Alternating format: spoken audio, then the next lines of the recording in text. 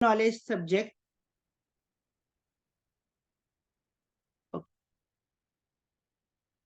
Okay.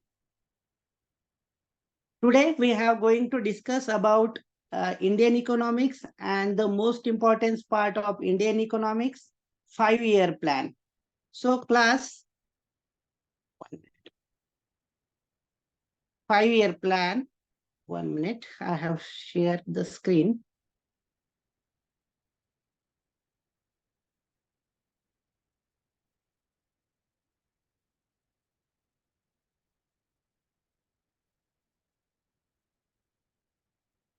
हम जो आज डिस्कस करने जा रहे हैं वो है इंडियन इकोनॉमिक्स और इंडियन इकोनॉमिक्स के 5-year प्लान. ये जो टॉपिक है एज पर शेड्यूल हमने डिस्कस किया था. तो इकोनॉमिक्स के ये जो पार्ट है, इकोनॉमिक्स के 5-year प्लान जो है वो आज हम डिस्कस करने वाले हैं. इन बिटवीन आपको यहाँ पर जो है नोट्स भी लेने हैं, इस टॉपिक के नोट्स भी लेने हैं. और इस नोट्स के साथ साथ आपको जो जो इम्पोर्टेंस है वो भी मैं आपको बीच बीच में बताऊंगा. आपको नोट आउट करना है ये सारी चीजें यहाँ पर. तो हमारा टॉपिक आज रहेगा 5-year प्लान, जो इंडियन इकोनॉमिक्स का एक मोस्ट इम्पॉर्टेंट पार्ट है. तो 5-year प्लान की कुछ हिस्ट्री है, उसके बारे में फर्स्ट ऑफ ऑल हम डिस्कस करेंगे कि 5-year प्लान जो है उसकी हिस्ट्री क्या है, ओवरऑल हिस्ट्री क्या बनती है 5-year प्लान की. तो हिस्ट्री ऑफ इकोनॉमिक्स, तो ये 5-year प्लान कैसे बने उसके बारे में थोड़ा सा हम डिस्कशन करते हैं. तो हम देखेंगे फर्स्ट ऑफ ऑल यहाँ पर इकोनॉमिक्स जो है, इकोनॉमिक्स में एडम स्मिथ जो आपको स्क्रीन में दिखाई दे रहे हैं, Adam Smith is known as the father of modern economics and he explain the importance of the micro economics and also he given the importance of demand and supply theory.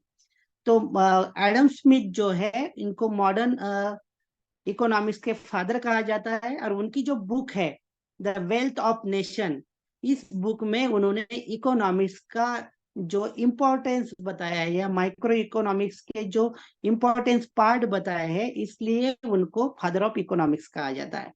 उसके बाद जो next आते हैं वो है Karl Marx, जिन्होंने world wide, ये personalities हम डिस्कस कर रहे हैं जिन्होंने इकोनॉमिक्स से रिलेटेड बहुत सारी थियरीज रखी है. कार्ल मार्क्स का क्या इंपॉर्टेंट है, तो 5-year प्लान से कार्ल मार्क्स का इंपॉर्टेंस आता है. कार्ल मार्क्स की एक बुक है Das Capital. In this book Karl Marx given the importance of communism and also he given the importance of rights of workers and duties of capitals. In short, इन्होंने communism को importance दिया. और communism जो एक विचार सरणी है, एक धारा है, एक थिंकिंग प्रोसेस है, उसके बेस पर 1917 में रशियन रिवॉल्यूशन होता है. और लेनिन जो था वो कार्ल मार्क्स के कम्युनिज्म का फॉलोअर था. तो 1917 में रशियन रिवॉल्यूशन होता है कम्युनिज्म बेस. और उस कम्युनिज्म बेस के बाद में वहां पर लेनिन एक, उसकी फेमस एक डायलॉग था या एक फेमस स्ट्रैटेजी थी, वो कहता था लैंड फॉर लैंडलेस और पीस फॉर ऑल. इस तरह की एक पॉलिसी थी उसकी, लेनिन की. और उसके बाद लेनिन के बाद 1928 में Joseph Stalin become leader of Russia. और जोसेफ स्टालिन ने वर्ल्ड वाइड में फर्स्ट ऐसी कंट्री है रशिया जिन्होंने 5-year प्लान यहाँ पर लॉन्च किया है. ओके, तो जोसेफ स्टालिन का नाम आता है 1918 में. आप बीच बीच में नोट्स भी लेंगे इससे रिलेटेड. 1928 में जोसेफ स्टालिन जो आपके स्क्रीन पे दिखाई दे रहे हैं, इन्होंने वो फर्स्ट पर्सन है जिन्होंने 5-year प्लान लॉन्च किया है. कहाँ पर? रशिया में. और इंडिया ने जो 5-year प्लान यहाँ पर अडॉप्ट किया है, जो हमारी इकोनॉमिकल प्लानिंग है 5-year प्लान, वो रशिया से अडॉप्ट किया है. जैसे अलग अलग चीजें हमने, इंडियन कॉन्स्टिट्यूशन ने अलग अलग कंट्री से अलग अलग चीजें यहाँ पर अडॉप्ट किए. एज लाइक 5-year प्लान हमने यहाँ से रशिया से अडॉप्ट किया है.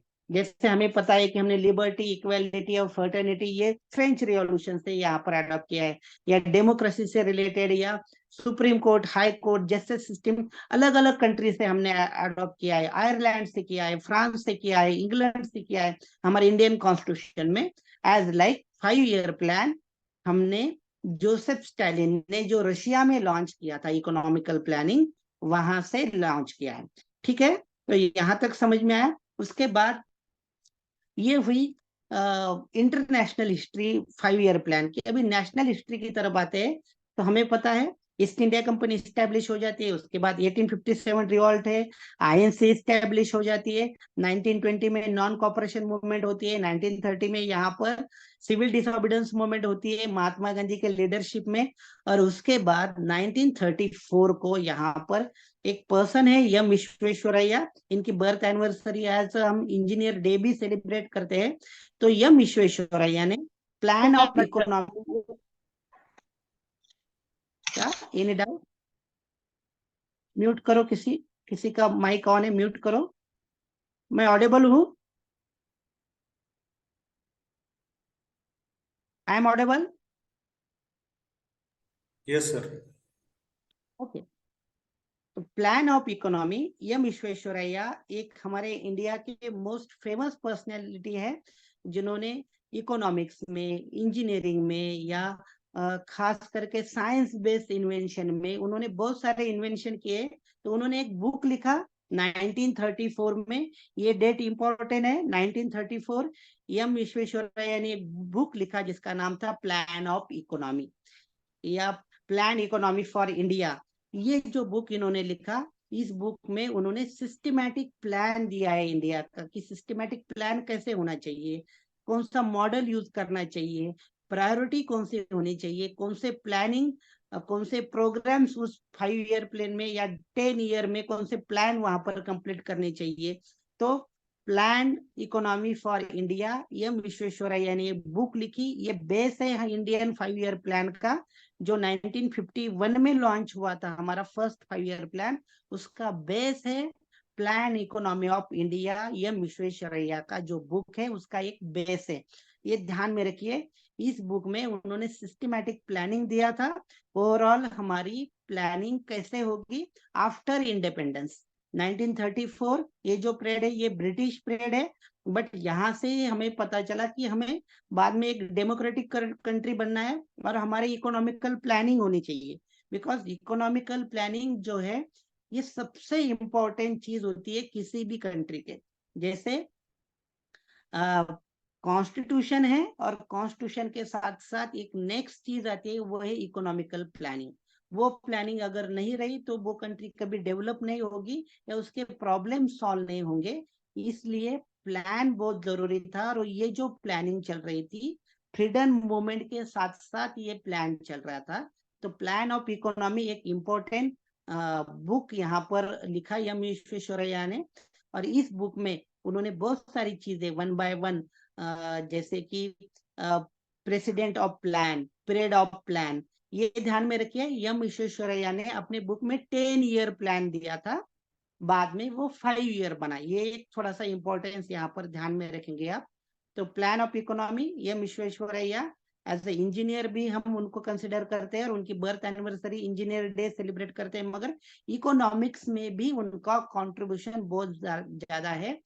तो फाउंडेशन इन्होंने रखा इंडियन इकोनॉमी का, इंडियन इकोनॉमी आफ्टर इंडिपेंडेंस कैसे होगी उसका फाउंडेशन एम विश्वेश्वरैया ने रखा है अपने इस बुक में। ओके, उसके बाद 1937 में फैजपुर में एक हमारा रूरल सेशन होता है आईएनसी का, उसमें पंडित नेहरू जी ने भी यहाँ पर एक आफ्टर इंडिपेंडेंस हमारी इकोनॉमिकल प्लानिंग कैसे होगी उसके बारे में यहाँ पर एक्सप्लेन किया है, ये भी ध्यान में रखेंगे। उसके बाद हरिपुरा सेशन होता है, इस सेशन में भी इंडियन इकोनॉमी के लिए बहुत सारी चीजें कही गई, बाकी भी थी इंडिपेंडेंस के लिए, मगर इंडियन इकोनॉमिक्स के लिए भी इस सेशन में प्लान हुआ। उसके बाद आता है 1944 का बॉम्बे प्लान। ये प्लान है 1944 में कि फ्यूचर में इंडियन इकोनॉमिकल प्लानिंग कैसी होगी, तो उसके लिए एक बॉम्बे प्लान बना। इसमें जो है 8 बिजनेसमैन थे जो टॉपेस्ट बिजनेसमैन थे इंडिया में ब्रिटिश पीरियड में 1904 में, जैसे कि जमशेदजी टाटा वगैरह आपको पता है, धीरू भाई अंबानी का नाम पता है, या बजाज मित्तल, ये सारे नाम पता है आपको। तो ये जो पर्सन है, इन्होंने यहाँ पर ये 8 ऐसे एक ग्रुप बनाया कि फ्यूचर में इंडिया का प्लानिंग कैसे होगा। ये बॉम्बे प्लान नाम से फेमस है। इन्होंने इंडस्ट्री डेवलपमेंट के लिए यहाँ पर इंपॉर्टेंस दिया कि फ्यूचर में इंडस्ट्री डेवलपमेंट होगी तो इंडिया डेवलप होगी, ऐसा उन्होंने वहां पर कहा था। उसके बाद सिमिलर ईयर गांधीवादी प्लान आता है, जो नारायण अग्रवाल नाम के पर्सन ने वहां पर इंपॉर्टेंस दिया था, जिन्होंने गांधीवादी प्लान रखा था। गांधीवादी प्लान क्या है, तो महात्मा गांधी ने यहाँ पर जो कहा था अपने ऑटोबायोग्राफी में या अपने फिलोसॉफी में, अपने स्पीच में, कि बैक टू विलेज, विलेज की डेवलपमेंट होनी चाहिए, या भूदान डिस्ट्रीब्यूट, जो लैंड डिस्ट्रीब्यूशन है वो करेक्टली होना चाहिए, या ऐसे कम्युनिटी डेवलपमेंट प्रोग्राम के बारे में उन्होंने कहा था। तो इस तरह का प्लानिंग 1944 में हुआ, और 1947 में इकोनॉमिकल प्रोग्राम कमेटी बनी, जो chairman, under chairmanship of Pandit Nehru, जो हमारे वहां पर प्राइम मिनिस्टर बने। वो एक हंगामी प्राइम मिनिस्टर थे 1947 से लेकर 1950 तक, जब तक जनरल इलेक्शन नहीं हुई तब तक। तो उस पीरियड में इकोनॉमिकल प्लानिंग किस तरह रही, इसलिए इकोनॉमिकल प्रोग्राम कमेटी बनी। और उसके बाद 15 मार्च 1950, ये इंपॉर्टेंट डेट है, 15 मार्च 1915 को यहाँ पर एक प्लानिंग कमीशन इस्टेब्लिश हो जाता है। ये इंपॉर्टेंट डेट है, ध्यान में रखिए। 15 मार्च 1950 यहाँ पर आपको दिखाई दे रहा है, प्लानिंग कमीशन इस्टेब्लिश होता है 15 मार्च 1950। और प्लानिंग कमीशन के जो चेयरमैन है वो हमारे first prime minister Pandit Nehru ji उसके होते हैं, वो प्रेसिडेंट होते हैं प्लानिंग कमीशन के। एक ध्यान में रखिए, कोई भी प्लानिंग कमीशन है तो उसका चेयरमैन इंडिया का प्राइम मिनिस्टर होता है, एक इंपॉर्टेंस है। और वाइस प्रेसिडेंट होते हैं प्लानिंग कमीशन कमेटी के गुलजारी लाल नंदा। यहाँ पर कंफ्यूज नहीं होना है, इंडियन वाइस प्रेसिडेंट इस टाइम में यहाँ पर सर्वपल्ली राधाकृष्णन थे, बट प्लानिंग कमीशन के वाइस प्रेसिडेंट बने गुलजारी लाल नंदा, और प्रेसिडेंट बने प्लानिंग कमीशन के पंडित नेहरू, जो इंडिया के प्राइम मिनिस्टर थे। उस टाइम में इंडिया के प्रेसिडेंट थे, कौन थे? राजेंद्र प्रसाद, इंडिया के प्रेसिडेंट। बट प्लानिंग कमीशन के प्रेसिडेंट, प्रेसिडेंट वर्ड यहाँ पर हम नहीं यूज करेंगे, यहाँ पर चेयरमैन कहेंगे। फर्स्ट चेयरमैन बने पंडित नेहरू जी प्लानिंग कमीशन के। And planning commission launch the 5-year plan in India. उन्होंने 5-year प्लान लॉन्च किया प्लानिंग कमीशन ने, और ये जो 5-year प्लान है ये लॉन्च किया प्लानिंग कमीशन ने। तो उसके बाद 5-year प्लान इंडिया में स्टार्ट हो जाते हैं, और one by one 5-year plan start होते हैं। अभी 5-year प्लान ही क्यों, एम विश्वेश्वरैया ने तो 10-year प्लान दिया था। तो हमें पता है इंडिया एक डेमोक्रेटिक कंट्री बनती है, ओके। तो हमने जब इंडियन कॉन्स्टिट्यूशन अडॉप्ट किया, उसके बाद यहाँ पर हमारे 4 इंपॉर्टेंट पिलर्स बने। इंडियन कॉन्स्टिट्यूशन ने 4 चीज के लिए इंपॉर्टेंस दिया। एक था लेजिस्लेचर, जिसमें हमारे थे पार्लियामेंट, संसद जिसको आज हम कहते हैं, उसमें house of people, Lok Sabha, permanent house, Rajya Sabha and president, इन तीनों का मिलाकर हाउस ऑफ पीपल बना, सॉरी लेजिस्लेचर बना या संसद बना। उसके बाद सेकंड थे एग्जीक्यूटिव, जिसमें president, vice president, prime minister, सारे एग्जीक्यूटिव उसमें आते थे। और उसके बाद थर्ड जो पिलर था वो था हमारा हाई कोर्ट, सुप्रीम कोर्ट, हमारे जुडिशरी सिस्टम। और फोर्थ जो था उसको हम मीडिया कहते हैं, या न्यूज़पेपर वगैरह जो इंफॉर्मेशन देगा। तो ये 4 पिलर जो थे वो बने। उसके बाद इकोनॉमिक्स में हमने सॉरी इंडियन कॉन्स्टिट्यूशन में हमने देखा कि हाउस ऑफ पीपल की जो ड्यूरेशन है वो 5 ईयर है। कोई प्राइम मिनिस्टर बनता है, कोई प्रेसिडेंट बनता है, तो उसके लिए 5 ईयर का पीरियड होता है। कोई भी ऑब्जेक्टिव, कोई भी प्रायोरिटी या कोई चीज वहां पर लॉन्च करने के लिए, उसे एक्टिवेट करने के लिए, इसीलिए 10 ईयर का प्लान छोड़कर यहाँ पर 5 ईयर प्लान लॉन्च किया गया। ये ध्यान में रखिए। तो 5 ईयर प्लान जो है वो स्टार्ट हुआ 1951 में। यहाँ पर और एक चीज आप ध्यान में रखिए कि जनरली हमारा जो ईयर स्टार्ट होता है 1 जनवरी से स्टार्ट होता है और 31 दिसंबर को एंड होता है। बट इकोनॉमिकल ईयर जो है वो 1 अप्रैल में स्टार्ट होता है और हमें पता है मार्च एंडिंग में वहां पर फिनिश होता है। इसलिए जो भी प्लान लॉन्च हुए वो 1 अप्रैल से लॉन्च हुए और लास्ट मार्च एंडिंग में वो फिनिश होते हैं। तो फर्स्ट प्लान कब लॉन्च हुआ होगा? 1 अप्रैल 1951 में। तो उसका एक चार्ट देखेंगे हम क्लास कि जो 5 ईयर प्लान है उसमें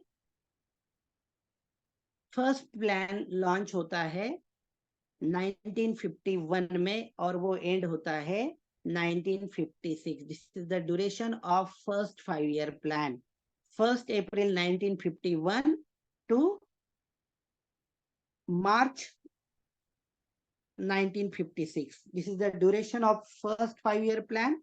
इस प्लान में फर्स्ट 5 ईयर प्लान में क्या क्या इंपॉर्टेंट था वो डिस्कशन करेंगे। बट एक थोड़ा सा मैं आपको बता दूं इसके रिलेटेड कि हमने हिस्ट्री देखी 5 ईयर प्लान की जो स्टार्ट होती है वहां से, जहां से मैंने एडम स्मिथ की बात की, बाद में हमने दास कैपिटल की बात की, एम विश्वेश्वरैया की बुक की बात की, बॉम्बे प्लान की बात की, और उसका इफेक्ट था कि प्लानिंग कमीशन इस्टेब्लिश हो जाता है 15 मार्च 1950 में। और वो लॉन्च करते हैं इंडिया में 5 ईयर प्लान। प्लानिंग कमीशन के अंडर 5 ईयर प्लान लॉन्च होता है। आज की डेट में अबॉलिश हुआ है 5 ईयर प्लान और एक प्लानिंग कमीशन अबॉलिश हुआ है और नीति आयोग उसकी जगह पे आया। उसके बारे में भी डिस्कस करेंगे अगर इस लेक्चर में टाइम मिलता है हमें। तो ये 5 ईयर प्लान लॉन्च किया प्लानिंग कमीशन ने, यहां तक आया। तो फर्स्ट 5 ईयर प्लान लॉन्च हुआ 1951 से लेकर 1956। ये फर्स्ट 5 ईयर प्लान है। इस 5 ईयर प्लान में, फर्स्ट 5 ईयर प्लान में क्या क्या चीजें हमें डिस्कशन करनी है? हर एक प्लान में, सारे प्लान इंपॉर्टेंट है मगर इसमें 4 5 ईयर प्लान जो है, फर्स्ट सेकंड थर्ड फोर्थ और फिफ्थ, ये 5 ईयर प्लान इंपॉर्टेंट है। इससे रिलेटेड क्वेश्चन भी आए हैं इंडिया एग्जाम में, इसलिए डिटेल में इससे रिलेटेड डिस्कशन करेंगे। तो फर्स्ट 5 ईयर, ये 5 ईयर प्लान हम 9 या 10 पॉइंट में डिस्कशन करेंगे। तो वो पॉइंट कौन से रहेंगे? तो फर्स्ट पॉइंट रहेगा कि प्लान नंबर। तो प्लान नंबर हमें पता है कि first 5 year plan. Period of the plan, ये इंपॉर्टेंट चीज है कि उसका पीरियड कौन सा रहेगा। चेयरमैन ऑफ द प्लान या प्रेसिडेंट ऑफ द प्लान, उस रिलेटेड प्लान का प्रेसिडेंट कौन रहेगा, इससे रिलेटेड हम डिस्कशन करेंगे। मॉडल ऑफ प्लान, तो मॉडल कौन सा यूज हुआ है, दैट्स मीन्स इसके बारे में मैं डिटेल में जब मॉडल बताऊंगा तब बताऊंगा कि मॉडल ऑफ प्लान हमें ध्यान में रखना है। और सबसे इंपॉर्टेंट 5 ईयर प्लान में प्रायोरिटी ऑफ द प्लान, कि 5 ईयर प्लान में इस 5 ईयर में साल में कौन सी चीजें हमें प्रायोरिटी देनी है, जिस पे हम काम करेंगे या हमारी इंडियन गवर्नमेंट काम करेगी, ज्यादा से ज्यादा पैसे उसके रिलेटेड प्लान में खर्च करेंगी। तो वो है प्रायोरिटी ऑफ द प्लान। ये यहाँ पर हमें डिस्कशन करना है। 6 नंबर का टॉपिक आता है उसमें ऑब्जेक्टिव ऑफ द प्लान। तो प्रायोरिटी के ही सब पार्ट है ऑब्जेक्टिव। एक चीज है जिसको हमने इंपॉर्टेंस दिया और उसके साथ साथ अदर भी चीजें हैं उसको हमें इंपॉर्टेंस देना है, तो ऑब्जेक्टिव ऑफ द प्लान।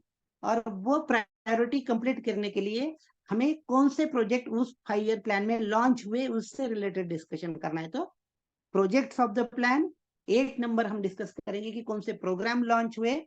और 9 नंबर में हम देखेंगे achievement of the plan, that's means क्या अचीवमेंट रही है इस प्लान की, वो हम डिस्कशन करेंगे। तो एक बार हम समझ लेते हैं इसको।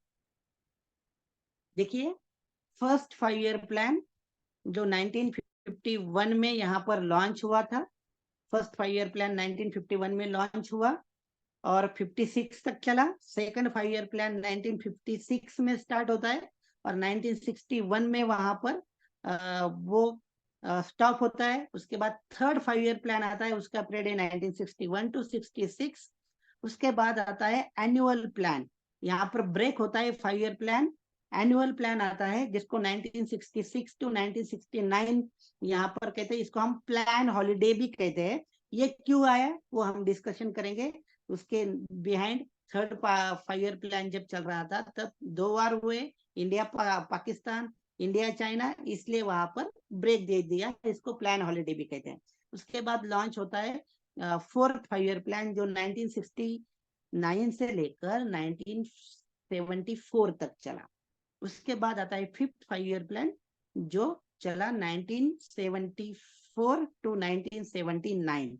ये जो 5 ईयर प्लान है एक्चुअली वो 1978 तक ही चला, बिकॉज वहां पर नई गवर्नमेंट आई थी, जनता गवर्नमेंट, उन्होंने रोलिंग प्लान इंडिया में स्टार्ट किया था 1978 से लेकर 1980 तक, वहां पर रोलिंग प्लान आता है। उसके बाद आता है 6 नंबर का प्लान 1980 टू 85, उसके बाद 7 नंबर का प्लान 1985 टू 1990, उसके बाद आता है 8 नंबर का प्लान, जहां यहाँ पर भी आपको एक ब्रेक दिखेगा 90 के बाद 92, तो यहाँ पर भी 90 टू 92 ये जो पीरियड है इसमें एनुअल प्लान आते हैं 2 इयर्स के। उसके बाद 8 नंबर का प्लान है 90 टू 97, उसके बाद 9 नंबर का प्लान है 97 टू 2002, उसके बाद 10 नंबर का प्लान है 2002 टू 2007, उसके बाद 11 नंबर का प्लान है 2007 टू 2012, और उसके बाद 12 नंबर का प्लान है 2012 2017। मगर यहाँ पर 12 नंबर का प्लान भी ब्रेक हुआ है, जैसे प्लानिंग कमीशन अबोलिश हुआ, उसकी जगह को नीति आयोग होता है 2015 में, तो वहां पर 12 नंबर का प्लान भी ब्रेक हुआ है। यहाँ पर इंपॉर्टेंट ध्यान में क्या रखना है कि 5 ईयर के, ये याद रखने के लिए सिंपल है, 5 ईयर आपको ध्यान में रखना है, 5 ईयर वहां पर प्लस प्लस करते जाना है। सिर्फ 3 टाइम ब्रेक है, जो प्लान हॉलिडे आया फर्स्ट 1966 टू 69, ये 3 इयर्स का गैप आपको दिखेगा।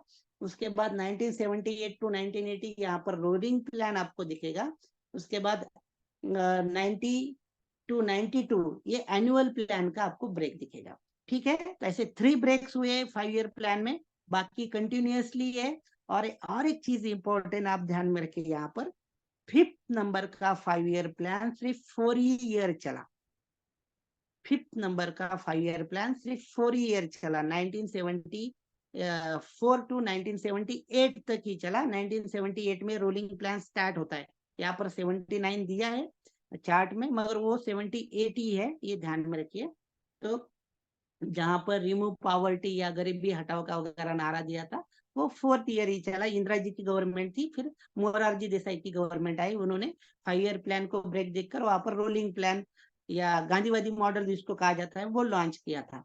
ठीक है, तो ये प्लान और उसके ईयर आपको अच्छे से ध्यान में रखने हैं। सिंपल है, 1951 से स्टार्ट कीजिए और बीच में जो 3 ब्रेक्स है उसको ध्यान में रखिए, बाकी ऑटोमेटिकली आपके दिमाग में रहेंगे उसके पीरियड्स। ठीक है, अभी डिटेल में जाते हैं हम क्लास फर्स्ट 5 ईयर प्लान में।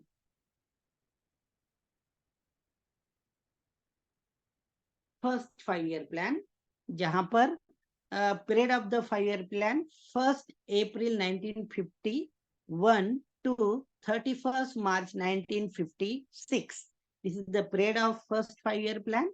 उसके बाद उसके चेयरमैन है पंडित जवाहरलाल नेहरू, जो इंडिया के प्राइम मिनिस्टर भी थे इस पीरियड में। फर्स्ट जनरल इलेक्शन के बाद वो इंडिया के प्राइम मिनिस्टर बने थे, और प्राइम मिनिस्टर ही प्लानिंग कमीशन के चेयरमैन होते हैं। वाइस चेयरमैन जैसे हमने डिस्कस किया गुलजारीलाल नंदा इसके वाइस चेयरमैन है। और उसके बाद मॉडल कौन सा हुआ, तो हेराल्ड डोमार का मॉडल यहाँ पर लिया गया। ये मॉडल क्या करता है, this model given the importance, given the priority to develop agriculture, irrigation and power projects. जो एग्रीकल्चर डेवलपमेंट, यहाँ पर जो सबसे बड़ी प्रॉब्लम थी इंडिया की इस पीरियड में, हम देखेंगे कि आफ्टर इंडिपेंडेंस यहाँ पर पार्टीशन हुआ था इंडिया पाकिस्तान का, और बहुत सारे प्रॉब्लम्स थे उस टाइम। तो एग्रीकल्चर डेवलपमेंट, हमें जो अनाज की कमी थी वो यहाँ पर कंप्लीट करनी थी, और वो कंप्लीट करने के लिए या ग्रीन रिवॉल्यूशन के लिए हमें इरिगेशन और पावर प्रोजेक्ट चाहिए, सप्लाई भी चाहिए, जहां पर इरिगेशन काम करे और एग्रीकल्चर डेवलप हो। तो ये मॉडल रखा था प्राइमरी सेक्टर, जैसे इकोनॉमिक्स में कहा जाता है प्राइमरी सेक्टर, सेकेंडरी सेक्टर या थर्ड सेक्टर, ऐसे सेक्टर में डिवाइड किया जाता है इकोनॉमिक्स में। तो प्राइमरी सेक्टर क्या होता है, जहां पर उस लोकेलिटी के लोग ज्यादा से ज्यादा जिस एरियाज पे डिपेंड होते हैं, जो एरियाज पे डिपेंड होते हैं, उसको हम प्राइमरी सेक्टर कहते हैं। तो इंडिया में प्राइमरी सेक्टर क्या है, तो एग्रीकल्चर है। नियर बाय हम देखते हैं कि इस पीरियड में 80 to 90% जो लोग थे वो डिपेंड थे एग्रीकल्चर पे, और एग्रीकल्चर से रिलेटेड चीजों पे वहां पर वो डिपेंडेड थे अपने रोजमर्रा के जीवन के लिए। तो इसीलिए पहला मॉडल एक्सेप्ट हुआ, हेराल्ड डोमार ने जो कहा वो एक्सेप्ट हुआ, और उसकी प्रायोरिटी बनी, उसकी प्रायोरिटी थी to develop agriculture, irrigation and power projects. This is the most important thing to related first 5 year plan, priority of the plan इसको कहा जाता है, मोटो ऑफ द प्लान भी कहा जाता है। क्या डेवलप करना है, एग्रीकल्चर, इरिगेशन या जल संधारण जिसको हम कहते हैं, और पावर प्रोजेक्ट जहां पर जल विद्युत से या हो, या न्यूक्लियर से हो, या अलग अलग चीजों से हाइडल एनर्जी हो, ऐसी एनर्जी पावर प्रोजेक्ट्स यहाँ पर डेवलप करना है। हमें पता है बाद में बहुत सारे प्रोजेक्ट्स बने, 1969 में तारापुर का ठाणे में जो है वो पावर प्रोजेक्ट्स बना, या बहुत सारे पावर प्रोजेक्ट्स वहां पर भी बने। तो वो हम डिस्कशन करेंगे कि पावर प्रोजेक्ट्स प्रोजेक्ट्स कौन कौन से है, भाखरा नांगल दामोदर वगैरह। तो प्रायोरिटी है to develop agriculture, irrigation and power projects. Other objective क्या थे कि फूड प्रोडक्शन इंक्रीज करना है, ये एक ऑब्जेक्टिव था। उसके बाद रिफ्यूजी जो थे उसके प्रॉब्लम सॉल्व करना है। जैसे आफ्टर पार्टीशंस बहुत सारे जो लोग थे वो पाकिस्तान से इंडिया में आए, वो हिंदू भी थे, मुस्लिम भी थे, सिख भी थे, ऐसे बहुत सारे लोग इंडिया में आए पाकिस्तान से। जब पार्टीशन हो उसके बाद, तो वो जो रेफ्यूजीज कहलाए उसके प्रॉब्लम सॉल्व करने थे।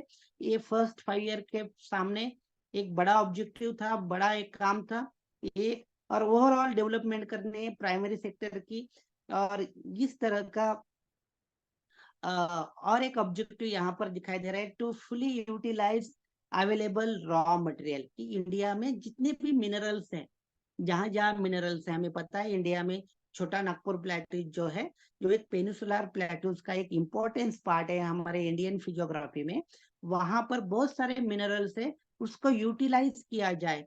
और भी चीजें क्या यूटिलाइज कर सकते हैं, तो हमारे जो रिवर्स है, जिसकी जो वाटर्स है, हमें पता है हिमालयन रिवर्स जो रिवर्स है या पेनिसुलर रिवर्स है, इसका वाटर यूटिलाइज करने चाहिए हमें इरिगेशन के लिए या पावर प्रोजेक्ट्स में, एग्रीकल्चर डेवलपमेंट में। तो इसके लिए बड़े बड़े डैम बनाना वगैरह, तो ये सारे ऑब्जेक्टिव रहे। तो ऑब्जेक्टिव क्या थे, तो इंक्रीज फूड प्रोडक्शन, जो यहाँ पर फूड के प्रॉब्लम हमें सॉल्व करने थे, to fully utilise available raw material, तो ये इसका एक ऑब्जेक्टिव था, सॉल्व द रेफ्यूजीज प्रॉब्लम्स, और overall development of primary sector. जैसे प्राइमरी सेक्टर से रिलेटेड जो भी अदर चीजें हैं उसको भी डेवलप करने से, कैटल वगैरह है यहाँ पर, या बहुत सारी चीजें उस पर डिपेंड करेगी, वो भी डेवलप करना है। ये एक ओवरऑल ऑब्जेक्टिव था फर्स्ट 5 year प्लान का। नेक्स्ट उसमें आता है क्लास प्रोजेक्ट्स, कौन कौन से प्रोजेक्ट्स लॉन्च हुए। तो फर्स्ट ऑफ ऑल वहां पर भाखरा नांगल प्रोजेक्ट्स लॉन्च होता है, जो सतलज रिवर में, हमें पता है ये पंजाब में है, तो सतलज रिवर पे भाखरा नांगल जो है एक प्रोजेक्ट बनाया गया, बहुत बड़ा डैम बनाया गया, जिससे इरिगेशन और पावर प्रोजेक्ट्स, ऐसे जो तीनों भी चीजें है इसमें, एग्रीकल्चर, इरिगेशन और पावर प्रोजेक्ट, ये तीनों भी यहाँ से सक्सीड हुए भाखरा नांगल डैम बनाने से। उसको बनाने के लिए बहुत सारे साल बने, 10-12 साल लगे, मगर स्टार्ट हो गया फर्स्ट 5 year प्लान में। उसका प्लानिंग हुआ, ये डैम बनाने के लिए जितना भी खर्च आएगा उसका plan already first 5 year plan में था। उसका ज्यादा बेनिफिट पंजाब और हरियाणा को मिला, इरिगेशन में हो या पावर प्रोजेक्ट्स में या इलेक्ट्रिक में हो, ये ज्यादा इलेक्ट्रिसिटी में वो पंजाब और हरियाणा को मिला। और एक नेक्स्ट प्रोजेक्ट बना इसमें जिसको दामोदर कहा जाता है, दामोदर प्रोजेक्ट्स, जो दामोदर रिवर पे बना। उसके बाद महानदी पे भी वहां पर उड़ीसा में हीराकुंड बना, दामोदर वेस्ट बंगाल में बना है दामोदर रिवर, जिसको हम सैरो ऑफ वेस्ट बंगाल कहते हैं दामोदर रिवर को, जो हिमालय में ओरिजिनेट होकर वहां पर बे ऑफ बंगाल में जाती है। उसके ऊपर वो डैम बना जिसको दामोदर डैम कहते हैं हम। हीराकुंड बना जो महानदी पे बना है, ओडिशा में ये डैम है। और उसके बाद ट्रांसपोर्ट से रिलेटेड चितरंजन में भी एक प्रोजेक्ट बना, और सिंदरी में इंडिया का फर्स्ट फर्टिलाइजर प्रोजेक्ट बना। ये भी ध्यान में रखिए, सिंदरी जो है तमिलनाडु में, वहां पर इंडिया का फर्स्ट फर्टिलाइजर प्रोजेक्ट बना। अभी फर्टिलाइजर क्यों इंपॉर्टेंट है? बिकॉज प्रायोरिटी में देखिए आप, वहां पर क्या कहा है? टू डेवलप एग्रीकल्चर एरिया, इसीलिए फर्टिलाइजर चाहिए। बिकॉज ऑब्जेक्टिव आप फर्स्ट देखेंगे टू इंक्रीज फूड प्रोडक्शन, तो फूड अगर प्रोडक्शन वहां पर इंक्रीज करना है तो फर्टिलाइजर चाहिए, इसलिए सिंदरी में फर्स्ट फर्टिलाइजर फैक्ट्री इस्टेब्लिश हो जाती है बिटवीन फर्स्ट 5 ईयर प्लान।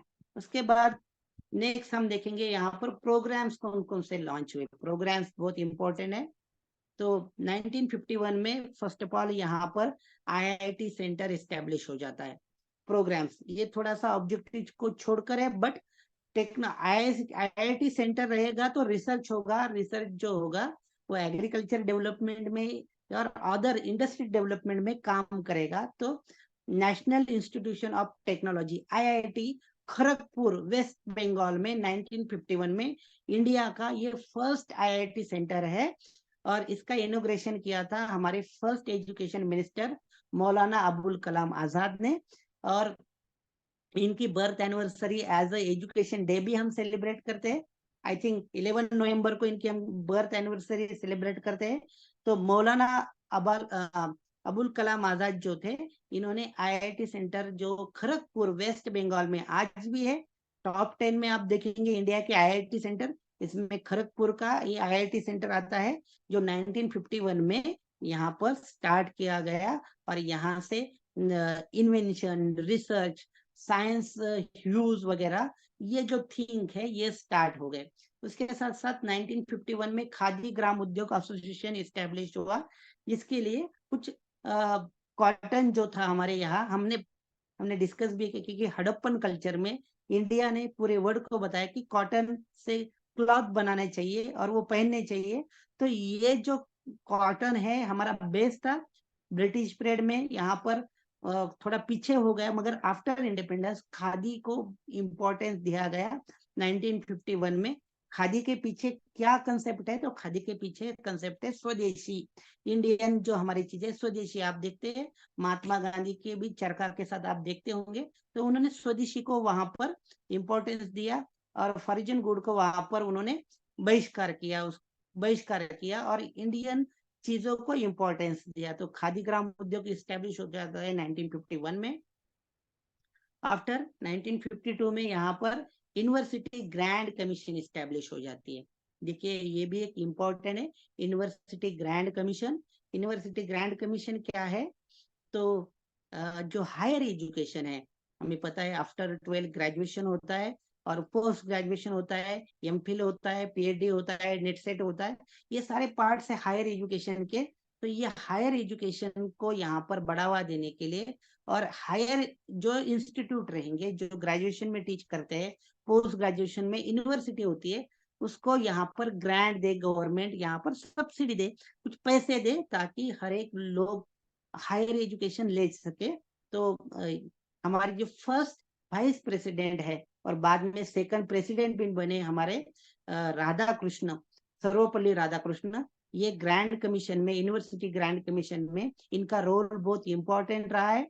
इनकी birth anniversary as a teacher day 5 सितंबर हम सेलिब्रेट करते हैं। तो राधा कृष्णन जो है ये यूनिवर्सिटी ग्रैंड कमीशन से रिलेटेड है। उन्होंने यूनिवर्सिटी ग्रैंड कमीशन में खुद वो एक लेक्चरर थे, खुद एक टीचर थे, और उन्होंने बाद में वहां पर ग्रैंड कमीशन में काम किया, और बाद में यूनिवर्सिटी में ग्रैंड मिलने लगा। और हायर एजुकेशन जो बहुत सारे पैसे फीस के लिए, एडमिशन के लिए, नोट्स के लिए जो लगते थे, उसके लिए ग्रैंड मिलने लगी गवर्नमेंट से, और गरीब से गरीब वहां पर स्टूडेंट पढ़ने लगे। तो ये यूनिवर्सिटी ग्रैंड कमीशन की एक बड़ी अचीवमेंट थी। उसके बाद सीडीपी आता है 1952 में, कम्युनिटी डेवलपमेंट प्रोग्राम, वो भी आता है इसमें। और ये कम्युनिटी डेवलपमेंट प्रोग्राम आया, और अंडर सीडीपी हमें पता है बहुत सारे विलेज में बहुत सारे प्रोग्राम्स लॉन्च किए गए, इंदिरा आवास वगैरह वो बाद में आए, बट सीडीपी के अंडर बहुत सारे रूरल एरिया डेवलपमेंट प्रोग्राम बने, ये आप ध्यान में रखेंगे 1952 में। सिमिलर ईयर 1952 में और एक प्रोग्राम लॉन्च किया गया जिसको हम कहते हैं फैमिली प्लानिंग प्रोग्राम। तो ये क्यों जरूरी था? जैसे एक जगह पे पैरेलल आप देखेंगे कि फूड प्रोडक्शन इंक्रीज करना है, मगर हमारा जो पॉपुलेशन था वो डे बाय डे इंक्रीज ही हो रहा था, तो उसको भी कंट्रोल करने के लिए फैमिली प्लानिंग प्रोग्राम बहुत जरूरी था। इसलिए इस फैमिली प्रोग्राम को लॉन्च किया गया और एक उसका मोटो रखा गया, एक घोष वाक्य रखा गया, हम दो हमारे दो। तो ये फैमिली प्लानिंग प्रोग्राम जो